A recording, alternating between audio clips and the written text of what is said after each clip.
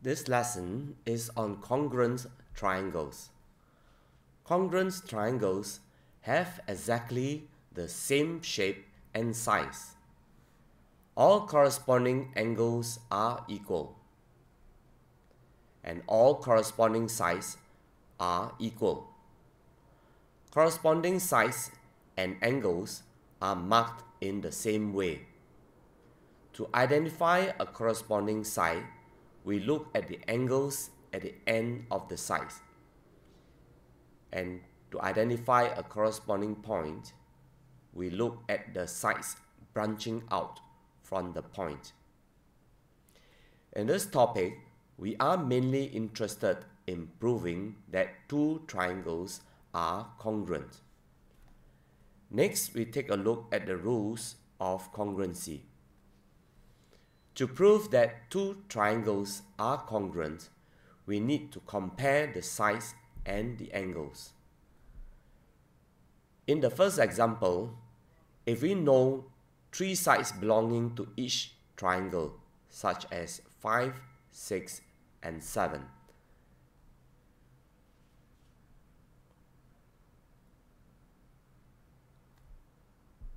if we know three sides, it is sufficient to tell us that these two triangles are congruent. We call this rule side, side, side, which means three sides are known. In the second example, we must have one known angle, such as 60 degrees in each triangle, and two other sides, such as 5 and 7. Then we can conclude that these two triangles are congruent, and the rule is side, angle, side. When using this rule, we must ensure that the known angle must be between the two given sides.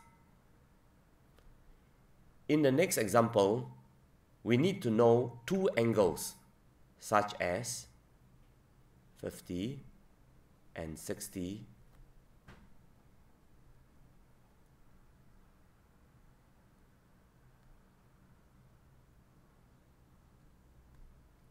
and one other side. This side must be a corresponding side. And to check whether it is a corresponding side, we look at the angles at the end of the side. This rule is called angle-angle side, meaning two angles are known and one corresponding side is equal.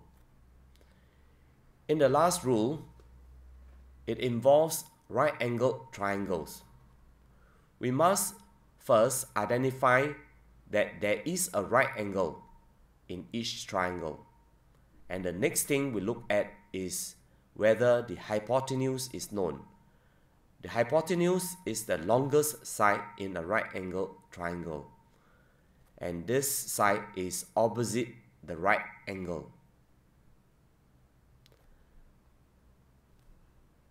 We still need to know one other side.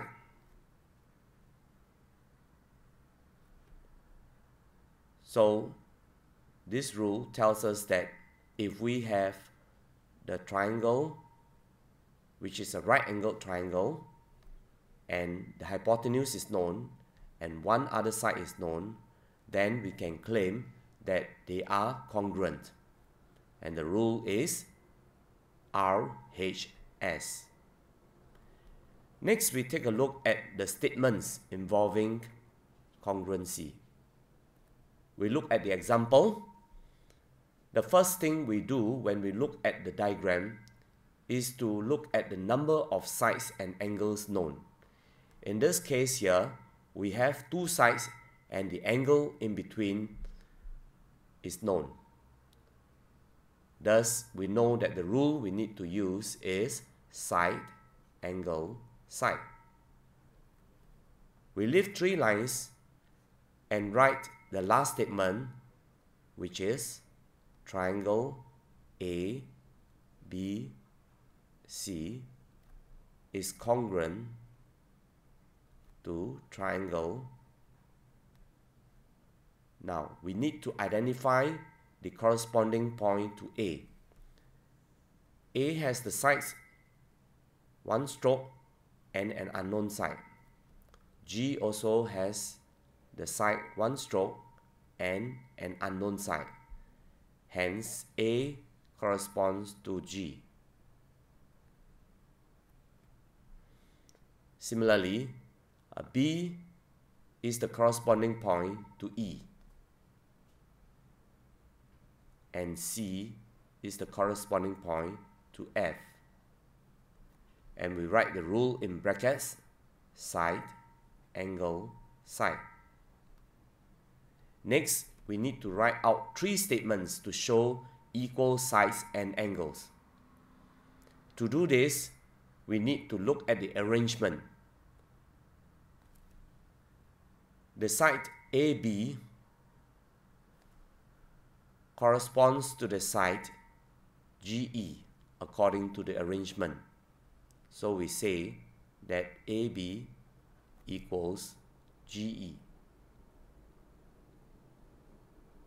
Similarly, the side BC corresponds to the side EF, so we write BC equals EF. Finally, looking at the angle ABC, the angle ABC is equal to the angle GEF in the correct order. This completes the proof. It is important to note that the triangle symbol must be used, the correct arrangements of letters, the correct symbols for congruency, which is 3 strokes, and the rule must be written in brackets. Next, we take a look at more examples of congruency. In the first example, we have the triangle ABE, which has 2 angles which are marked. B, the angle at B is the alternate angle to C. And here we also have vertically opposite angles. Thus we know 2 angles and 1 side. Thus the rule that we need to use is angle, angle, side. Next, we need to determine the arrangement. The angle at A is the alternate angle to D. Therefore, A corresponds to D, and B corresponds to C,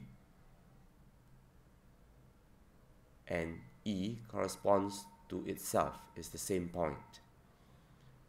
Next, we need to write the 3 statements for 2 equal angles and 1 side. The angle ABE is equal to the angle DCE.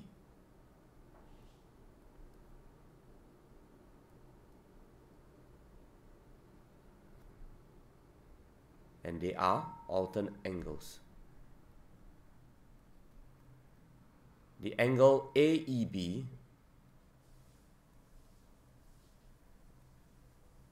is equal to the angle DEC in the same order. And these are vertically opposite angles. And finally, the known side is AB, and AB correspond to the side DC.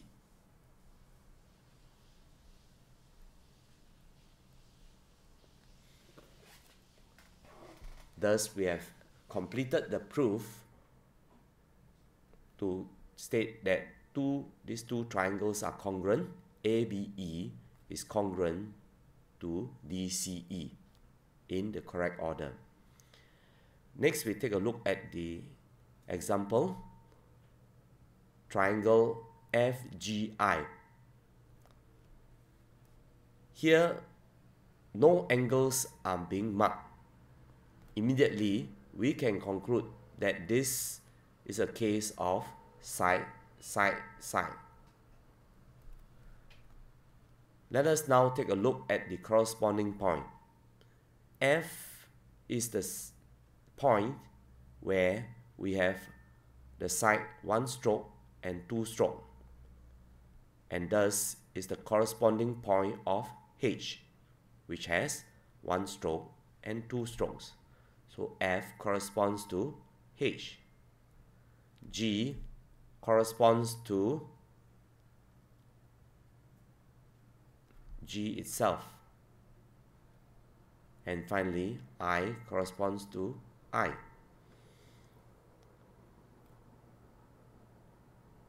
Now, we need to indicate which 3 sides are correspondingly equal. So, following the order, FG equals HG.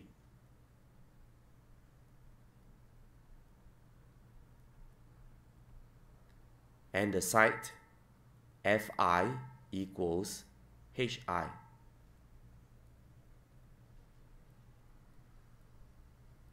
And finally, GH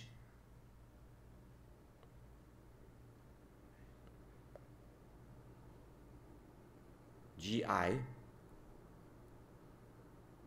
is a common side.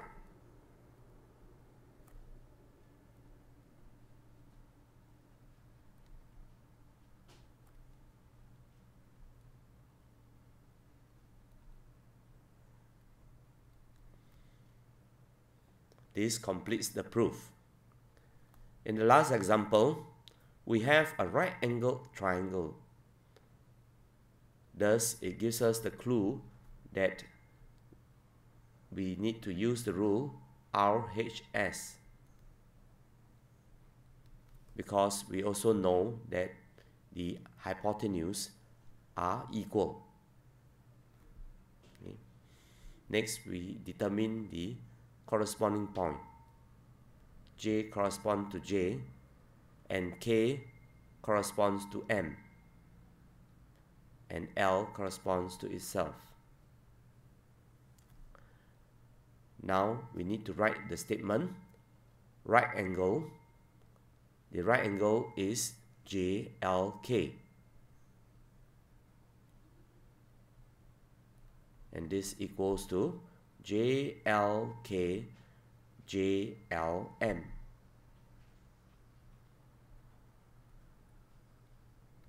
It's the right angle. Next, we need to indicate the hypotenuse, which is JK, and JK corresponds to JM. And finally, the other known side, which is KL, and KL equals ML. This completes the proof for the congruent triangles. JKL is congruent to triangle JML. This completes the lesson on congruent triangles. Thank you.